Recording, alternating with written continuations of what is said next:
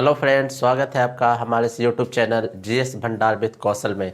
पिछले वीडियो में हम लोग बंगाल पर अंग्रेज़ों का अधिकार किस प्रकार होता है ये पढ़ चुके हैं। उसके साथ ही उसके अगले वीडियो में बंगाल में द्वैत शासन के बारे में अध्ययन कर चुके हैं। जैसा कि आपको पता है कि मोहम्मद शाह के समय में ही आपका अवध, बंगाल, हैदराबाद आदि जैसे नए स्वतंत्र राज्यों का उदय हुआ था, जिसमें कल के वीडियो में हम बंगाल पर अंग्रेजों का अधिकार और द्वैत शासन की चर्चा कर चुके हैं। आज हम मुख्यतः अवध के बारे में चर्चा करते हैं। तो क्या था अवध का इतिहास और कैसे इसे अंग्रेजों ने अपने कब्जे में लिया।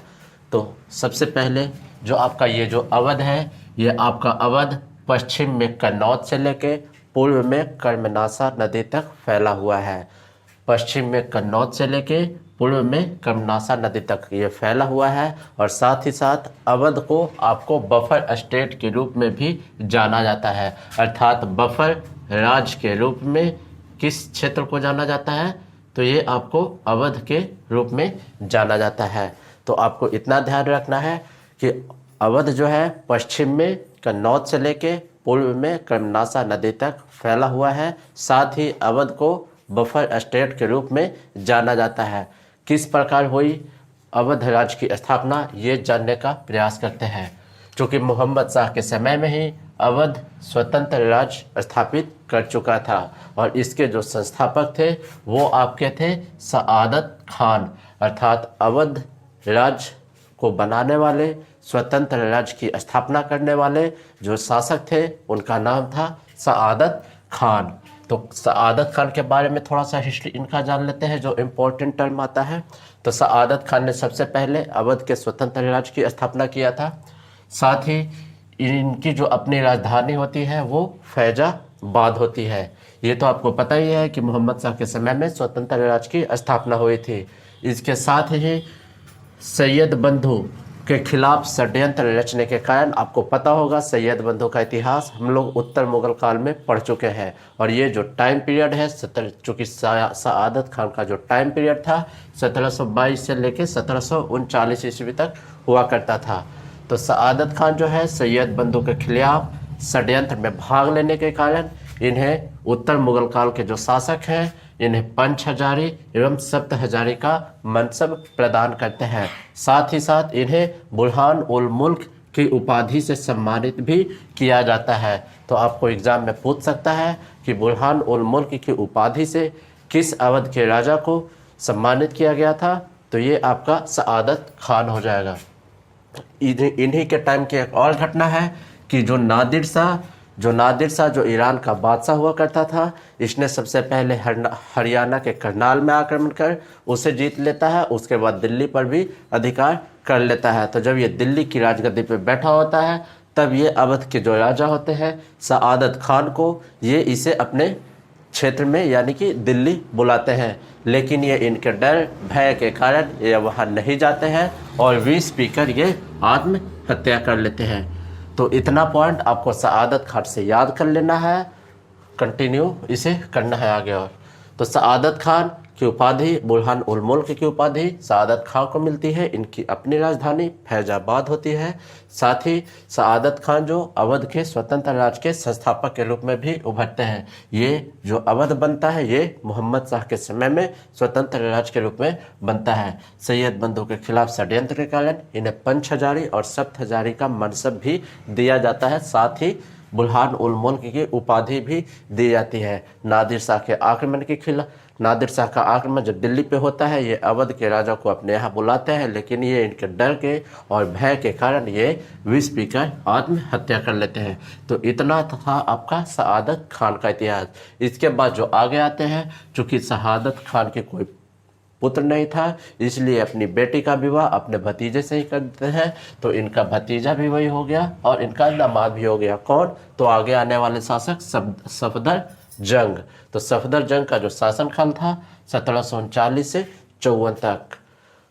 सफदर जंग के बारे में जो मेन पॉइंट है यह ध्यान में रखना है कि मोहम्मद शाह के समय में इन्हें एक फरमान जारी कर नवाब का पद दिया जाता है और अहमद शाह के समय में इन्हें वजीर का पद दिया जाता है। इसलिए ये नवाब भी कहलाते हैं और वजीर भी कहलाते हैं। तो सफदर जंग के बाद जो आने वाले उत्तराधिकारी होते हैं वो नवाब वजीर के नाम से जाने जाते हैं। सफदर जंग के समय में चूँकि न्याय की उचित व्यवस्था भी थी, ये अपने जो जनता है इनका काफ़ी ध्यान भी रखते थे। जो कर वगैरह थे, जो जमींदारी वगैरह थी, ये बड़े जमींदार थे, उनको ज़्यादा लगान न लेने का ये प्रयास करते रहते हैं।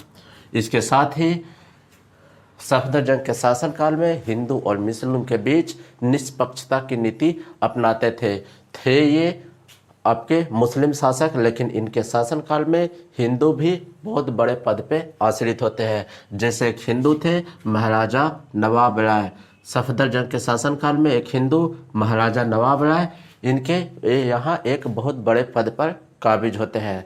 तो ये आपको सफदर जंग से इतना पॉइंट ध्यान में रखना है कि मोहम्मद शाह के समय में नवाब बनाए जाते हैं, अहमद शाह के समय में वजीर बनाए जाते हैं और इनके बाद जो आने वाले उत्तराधिकारी होते हैं उन्हें नवाब वजीर कहा जाता है। इनके यहाँ न्याय की उचित व्यवस्था थी एवं इनके यहाँ हिंदू और मुस्लिम में कोई भेद नहीं किया जाता था और इनके यहाँ जो बड़े पद पर हिंदू भी काबिज थे, जिसमें से प्रमुख आपका महाराजा नवाब राय थे। तो ये था आपका सफदर जंग का। इसके बाद आने वाले जो नवाब रहते हैं, इनका पुत्र होता है सफदर जंग का, उनका नाम होता है शुजा-उद-दौला।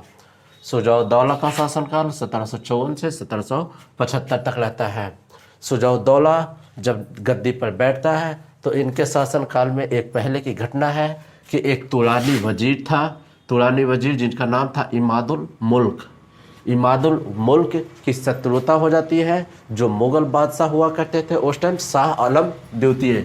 तो शाह आलम द्वितीय को इनकी शत्रुता के कारण किसी कारण दिल्ली छोड़ना पड़ता है और दिल्ली छोड़ने के कारण ये कहाँ पे आ जाते हैं तो 1759 ईस्वी में लखनऊ आ जाते हैं, जहाँ शासक के रूप में विराजमान आपके शुजा-उद-दौला रहते हैं और शुजा-उद-दौला शाह आलम द्वितीय का भव्य स्वागत करते हैं। तो क्या ध्यान में रखना है कि तुरानी वजीर इमादुल मुल्क की शत्रुता के कारण शाह आलम द्वितीय दिल्ली की गद्दी छोड़कर कुछ समय के लिए लखनऊ आ जाते हैं। कब? तो 1759 ईस्वी में।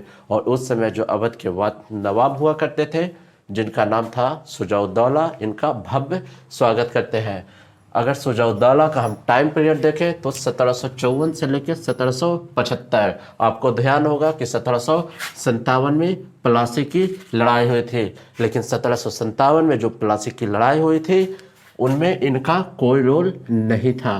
प्लासी की लड़ाई आपको जैसा कि पता ही है कि सिराजुद्दौला और अंग्रेज़ों के बीच हुई थी। उसके बाद आगे आते हैं 1761 ईस्वी में पानीपत का तीसरा युद्ध होता है। पानीपत का तीसरा युद्ध अहमद शाह अब्दाली और मराठा के बीच में होता है। अहमद शाह अब्दाली का साथ आपका शुजा-उद-दौला देते हैं और मराठा इसमें पूर्ण रूप से पराजित हो जाते हैं। यह अफगान और मराठा का इतिहास आपको मध्यकालीन भारत में विस्तृत रूप से पढ़ा दिया जाएगा। बस इतना ध्यान रखना है कि 1761 ईस्वी में अफगान और मराठा के बीच युद्ध हुआ था और अफगान अर्थात अहमद शाह अब्दाली का जो साथ दिया था वो शुजा-उद-दौला ने दिया था और मराठा जो है इस युद्ध में पराजित हो जाते हैं। साथ ही साथ आपको ध्यान होगा 1764 में बक्सर का युद्ध। एक तरफ अंग्रेज होते हैं और दूसरी तरफ अवध के नवाब यही शुजा-उद-दौला होते हैं, आपके मीर कासिम होते हैं और शाह आलम द्वितीय होते हैं। चूँकि एक बार शाह आलम द्वितीय का साथ शुजा-उद-दौला देते हैं, इसलिए शुजा-उद-दौला का साथ भी बाद में बक्सर के युद्ध में शाह आलम द्वितीय देते हैं। तो 1764 बक्सर के युद्ध में शुजा-उद-दौला, मीर कासिम और आपका शाह आलम द्वितीय और एक तरफ अंग्रेज इस युद्ध को अपनी सैन्य शक्ति के दम पे जीत जाते हैं और ये तीनों पराजित हो जाते हैं। उसके बाद 1765 में इस युद्ध को जीतने के बाद इलाहाबाद की संधि की जाती है। तो ये सब जितने भी काम हो रहे थे, ये जितनी भी लड़ाइयाँ हो रही थी 1757, 1761, 1764, जितने भी संधि हो रहे थे 1765, उस समय अवध का नवाब कौन हुआ करते थे? तो सुजाउद्दौला हुआ करते थे। इसके बाद आगे आते हैं तो सुजाउद्दौला, चूँकि अंग्रेज धीरे धीरे भारत में अपना क्या कर रहे थे? भारत में अपना पाँव पसार रहे होते हैं। इनका जो क्षेत्र था वो ये धीरे धीरे अवध को भी अपना नियंत्रण में लेना चाह रहे थे। अगर हम एक नज़र डालें भारत के मैप पे तो ये मुख्य रूप से 3 प्रेसिडेंसी को पर अपना कब्जा जमा चुके होते हैं। एक आपका जो मद्रास, एक आपका बंगाल और एक आपका मराठा अर्थात महाराष्ट्र वाला इलाका।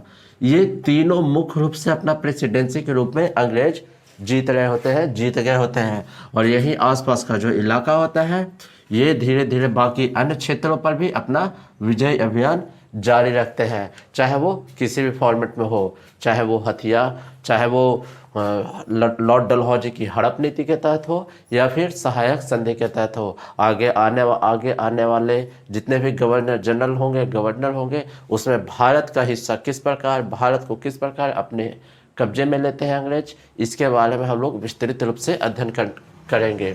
तो सुजाउद्दौला के समय की ये घटना इम्पॉर्टेंट है। उसके बाद एक घटना और है 1773 ईस्वी की। 1773 ईस्वी में अंग्रेज और सुजाउद्दौला के बीच एक संधि होती है। ये संधि बनारस की संधि के नाम से जानी जाती है। 1773 में बनारस की संधि, और इस संधि के तहत क्या था, जो इलाहाबाद और जो कड़ा का क्षेत्र होता है वो 50 लाख रुपए में अवध के नवाब सुजाउद्दौला को बेच दिया जाता है। साथ ही साथ जो अंग्रेज होते हैं अवध के अंतर्गत आने वाले रुहेलखंड क्षेत्र का विलय 1774 ईस्वी में अंग्रेज अपने यहाँ कर लेते हैं। तो सुजाउद्दौला के बारे में आपको इतने बातें याद रखनी है। इसके बाद आगे आते हैं, सुजाउद्दौला के बाद आगे आते हैं आसफउद्दौला। अगले जो नवाब आते हैं वो आसफउद्दौला होते हैं। इनका जो शासनकाल था 1775 से लेकर 1797 तक रहता है। आसफउद्दौला सबसे पहले काम यही करते हैं, जो इनकी राजधानी पहले फैजाबाद हुआ करती थी, ये याद कीजिए, फैजाबाद जो राजधानी थी आपके सआदत खान के समय में हुआ करती थी। तो आसफउद्दौला जो राजधानी फैजाबाद हुआ करती थी उसको स्थानांतरित कर राजधानी लखनऊ बना देते हैं। साथ ही साथ आसफउद्दौला जो है, अगर इनका ये देखा जाए स्थापत्य कला के निर्माण में इनका कार्य देखा जाए तो लखनऊ में ये इमाम बाड़ा का निर्माण करवाते हैं। कब? तो 1784 ईस्वी में। 1784 ईस्वी में आसफउद्दौला जो है लखनऊ में इमाम बाड़ा का निर्माण करवाते हैं। ये इमाम बाड़ा लखनऊ के कई क्षेत्रों में विकसित किया जाता है, जिसमें एक बड़ा इमाम बाड़ा होता है। ये बड़ा इमाम बाड़ा का निर्माण मुहर्रम मनाने को लेकर किया गया था। साथ ही साथ एक शाही बावली का था, जिसमें पानी सप्लाई का एक बहुत बढ़िया चेन इस शाही बावली के अंतर्गत देखने को मिलता है। साथ ही साथ एक भूल भुलैया भी आपको मिलेगा, जिसमें आपको 1024 रास्ते हुआ करते थे। साथ ही साथ इन्होंने अपने कार्यकाल में आसिफी मस्जिद, अर्थात अपने नाम पर ही, आसफउद्दौला इनका नाम था और अपने नाम पर ही एक आसिफी मस्जिद का निर्माण करते हैं। आसफउद्दौला के बाद आपको ध्यान रखना है कि आसफउद्दौला के समय में ही एक और संधि हुई थी 1775 ईस्वी में। 1775 ईस्वी में ये जो संधि होती है उस संधि को फैजाबाद की संधि बोला जाता है। तो 1775 की इस फैजाबाद की संधि पर क्या निर्णय होता है? ये फैजाबाद की संधि जो है आपका अंग्रेज, अर्थात अंग्रेजों में भी आपका वारेन हेस्टिंग्स होते हैं और आसफउद्दौला होते हैं। तो फैजाबाद की संधि में आपका अंग्रेज और आसफउद्दौला के बीच की संधि को फैजाबाद की संधि कहा जाता है। और इस संधि के अंतर्गत अंग्रेज जो है बनारस पर अंग्रेजों की सर्वोच्चता, अर्थात बनारस पर अंग्रेज अपना कब्जा जमा लेते हैं। साथ ही साथ अवध के बेगमों की जो सुरक्षा होती है उनकी गारंटी ये लेते हैं। तो अवध के बेगम की सुरक्षा का मामला क्या था? चूंकि अवध के जितने भी बेगम थे उनके पास अपार धन संपत्ति हुआ करती थी। अंग्रेजों का इस पर काफ़ी ध्यान था। इसी को लेकर फैजाबाद की संधि के तहत ये बोलते हैं कि अवध के बेगमों की जो सुरक्षा की गारंटी है, अर्थात उनके धन संपत्ति की सुरक्षा की जो गारंटी लेते हैं वो अंग्रेज अपने पास ले लेते हैं। तो यही आपका फैजाबाद की संधि है। तो आपको दो संधि मुख्य रूप से याद रखनी है। एक 1773 में बनारस की संधि जो आपका अंग्रेज और सुजाउद्दौला के बीच होता है, और दूसरी संधि 1775 में जो आपका आसफउद्दौला और अंग्रेजों के बीच होता है। ये दोनों संधि याद रखनी है। तो आसफउद्दौला के बारे में इतना सारा पॉइंट आपको ध्यान रखना है। इसके साथ ही साथ कुछ टाइम पीरियड के लिए छोटे से शासक आते हैं, लेकिन उसके बारे में हम लोग को अध्ययन नहीं करना है। एक अगले शासक के रूप में आते हैं जिनका नाम है नासिरुद्दीन अली शाह। नासिरुद्दीन अली शाह, इन्हीं के समय में लखनऊ में ही एक छोटा इमामबाड़ा का निर्माण किया जाता है। हालांकि बड़ा इमामबाड़ा का निर्माण आसफउद्दौला के समय में होता है और छोटा इमामबाड़ा का निर्माण नासिरुद्दीन अली शाह के समय में होता है। इसके बाद आपके आगे आने वाले जो शासक थे, छोटे से टाइम पीरियड के लिए और भी अन्य शासक यहाँ पे आते हैं। अवध के नवाब आते हैं, लेकिन जो सबसे अंत में आते हैं उनका नाम था वाजिद अली शाह। सबसे अंत में, अर्थात अवध के जो अंतिम नवाब थे उनका नाम था वाजिद अली शाह, और इनका जो टाइम पीरियड था 1847 से लेकर 1856 तक होता है। तो वाजिद अली शाह अवध के अंतिम नवाब के रूप में जाने जाते हैं। साथ ही इन्हें अख्तर पिया के नाम से भी जाना जाता है। वाजिद अली शाह के समय में चूँकि इनका जो टाइम पीरियड था 1847 से 56 था। आगे 1848 ईस्वी में आपका लॉर्ड डलहौजी आते हैं और एक नीति चलाते हैं, हड़प की नीति, अर्थात डॉक्ट्रिन ऑफ लैंड्स। तो उसी नीति के तहत 1854 ईस्वी में ऑर्टरम रिपोर्ट एक प्रकाशित किया जाता है, और ऑर्टरम रिपोर्ट के आधार पर है ये अवध पर कुशासन का आरोप लगाकर 1856 ईस्वी में अवध को अंग्रेजी साम्राज्य में मिला लेते हैं। तो आपको इतना ध्यान रखना है कि 1856 ईस्वी में अवध को कुशासन का आरोप लगाकर इसे अंग्रेजी साम्राज्य में मिला लिया जाता है। वाजिद अली शाह की जो पत्नी होती है जिनका नाम था बेगम हजरत महल, वाजिद अली शाह की पत्नी बेगम हजरत महल, जो आपको ध्यान होगा कि 1857 का जो विद्रोह होता है, 1857 के विद्रोह में जो अवध का नेतृत्व करते हुए वो आपका बेगम हजरत महल कर रहे होते हैं। और इसी का नतीजा होता है कि जो आपका ये जो लॉर्ड डलहौजी होता है ये कुशासन का आरोप लगाकर अवध को पूर्ण रूप से अंग्रेजी साम्राज्य में मिला लेता है। तो ये आपका बेसिक जानकारी रहा अवध पर अंग्रेजों का किस प्रकार अधिकार रहा, जो हम जान चुके हैं। अवध की स्वतंत्र राज्य की स्थापना से लेकर किस प्रकार आपका अंग्रेज अवध को अपने राज्य में, अपने अंग्रेजी साम्राज्य में मिला लेते हैं। इसके साथ साथ हम आगे छोटे से टर्म के लिए एक पढ़ना चाहते हैं। तो ये आपका एक राजपूत शासकों का भी उदय हुआ था मोहम्मद शाह के समय में, जिसमें हम मुख्य रूप से राजपूत शासक में एक सवाई जय सिंह के बारे में थोड़ा सा पढ़ लेते हैं। तो सवाई जय सिंह 18वीं शताब्दी में ये एक सर्वश्रेष्ठ राजपूत शासक के रूप में उभर के आते हैं। और ये जो सवाई जय सिंह होते हैं ये उस समय अजमेर के शासक होते हैं। सवाई जय सिंह ने अपने नाम पर ही एक जयपुर में 1728 ईस्वी में जयपुर शहर की स्थापना करते हैं। अर्थात 1728 में जयपुर शहर की स्थापना कौन सा करते हैं? तो सवाई जय सिंह करते हैं। साथ ही इनको मिर्जा राजा सवाई की उपाधि जो प्रदान करने वाले उपाधि थे ये आपका फर्रुखसियर थे। तो फर्रुखसियर ने जय सिंह को मिर्जा राजा सवाई की उपाधि से सम्मानित किया था। चूँकि आपका जो ये थे, आपका जो सवाई जय सिंह थे एक राजनेता के साथ साथ कुशल सम्राट भी थे और कुशल एक वैज्ञानिक भी थे। और इनके शासनकाल में ही 5 जगहों पर दिल्ली, जयपुर, मथुरा, उज्जैन और वाराणसी यहाँ पे एक खगोलीय वेधशाला की स्थापना भी करते हैं सवाई जय सिंह के समय में। साथ ही साथ खगोल को पर्यवेक्षण के लिए जो उपकरण स्थापित करते हैं उन्हें जिंज मोहम्मद शाही के नाम से भी जाना जाता है। तो 5 जगहों पर ये वेधशाला स्थापित करते हैं, जयपुर, मथुरा, दिल्ली, उज्जैन और वाराणसी पर। और साथ ही साथ इनके जो पर्यवेक्षण होता है उनके कार्य के लिए उनके उपकरण का निर्माण करवाते हैं जिनका नाम होता है जिंज मोहम्मद शाही। और इनके समय में ही यूक्लिड का जो रेखा गणित था उनका संस्कृत में अनुवाद करवाते हैं। तो ये थोड़ा सा आपका बेसिक इतिहास राजपूत शासक के रूप में रहा।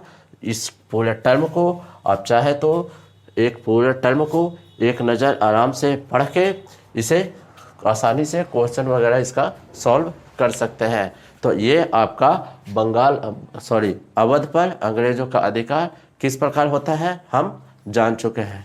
तो फिर मिलते हैं अगले वीडियो में। धन्यवाद।